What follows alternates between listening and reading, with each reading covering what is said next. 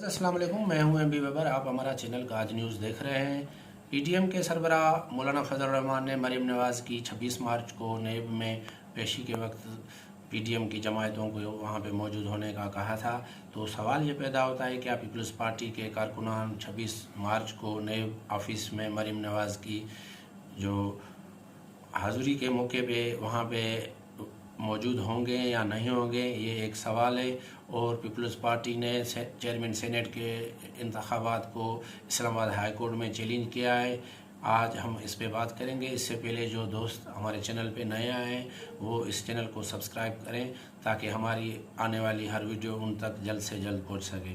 Viewers, PDM के सरबराह मौलाना फजल रहमान ने यह कहा था कि मुस्लिम लीग नून की नायब सदर मरीम नवाज़ की 26 मार्च को नेब में जो पेशी है उस हवाले से उन्होंने पीडीएम की जमायतों को वहाँ पे मौजूद होने का कहा था। तो अब ये सवाल पैदा होता है क्या पीपल्स पार्टी के जियाले मरीम नवाज़ की पेशी के वक्त वहाँ पे मौजूद होंगे या नहीं होंगे। तो आपको ये बताएं कि पीपल्स पार्टी पंजाब के जो जियाले हैं वो नून लीग से नज़रियाती तौर पे इख्तलाफ रखते हैं और वो उनसे खुश नहीं है। तो ये एक इम्तिहान है पीपल्स पार्टी के लिए और उनके जियालों के लिए।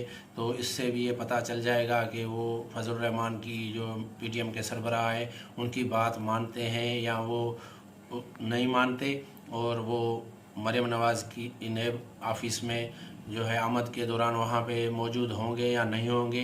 ये 26 मार्च को इस हवाले से पता चल जाएगा। और आपको ये भी बताएंगे नून लीग के ज़राए का कहना है कि मरीम नवाज़ 4 अप्रैल को शहीद जुल्फ़िकार अली भुट्टो पीपल्स पार्टी के बानी चेयरमैन की जो बरसी मनाई जा रही है रावलपिंडी में, उस जलसे में शिरकत नहीं करेंगी। उनका कहना है कि अगर दावत आ भी जाए तो वो मरीम नवाज़ इसमें शरीक नहीं होंगी। इससे कबल 27 दिसंबर को मरीम नवाज़ ने गढ़ी खुदा बख्श में शहीद मोहतरमा बेनज़ीर भुट्टो की बरसी वाले जलसे में शिरकत की थी। आपको ये बताएं कि नून लीग और पीपल्स पार्टी में इख्तलाफ शदीद हो गए हैं। साबिक सदर आसिफ अली जरदारी की जानिब से साबिक वज़ीर आज़म और नून लीग के कायद मियाँ नवाज शरीफ पे तनकीद के बाद नून लीग और पीपल्स पार्टी के ताल्लुकात अब जो माजी में जो बेहतर थे वैसे नहीं रहे हैं और सख्त इख्तलाफात हो गए हैं। तो अब नून लीग के ज़राए का कहना है कि नून लीग ने ये तय किया है कि पीडीएम में पीपल्स पार्टी इस्तीफ़ाओं वाले तजवीज़ के सवा उनकी जो भी तजवीज़ होगी उनकी मुखालफत करेगी, उनको रद्द करेगी। और ये भी कहा जा रहा है कि मौलाना फजल रहमान भी उनको जो है उनकी मुखालफत करेंगे। तो अब पीपल्स पार्टी का 3 अप्रैल को सीएसी का इजलास है जरदारी हाउस इस्लामाबाद में। तो पीपल्स पार्टी इसमें क्या फ़ैसला करेगी, क्या वो असम्बलियों से इस्तीफ़ा देंगे या उनकी मुखालफत करेंगे, ये पीपल्स पार्टी की सीएसी के अरकान फैसला करेंगे 3 अप्रैल को। तो ये भी सियासी माहिरीन मुबसरीन का कहना है कि आसिफ अली जरदारी रावलपिंडी वाले जलसे में ये भी ऐलान करते हैं कि वज़ीर आज़म के ख़िलाफ़ कौमी असम्बली में तहरीक में एतमाद लाने की तजवीज़ देते हैं, उसका ऐलान करते हैं, मगर कानूनी माहिरीन जो है इस बात को रद्द करते हैं। अब उनके पास ये ऑप्शन भी नहीं रहा क्योंकि वज़ीर आज़म ने खुद ही कौमी असम्बली से एतमाद का वोट ले लिया है। अब 6 माह के अरसे के लिए कोई भी अदम एतमाद तहरीक जो है हिज़्ब इख्तिलाफ नहीं ला सकती।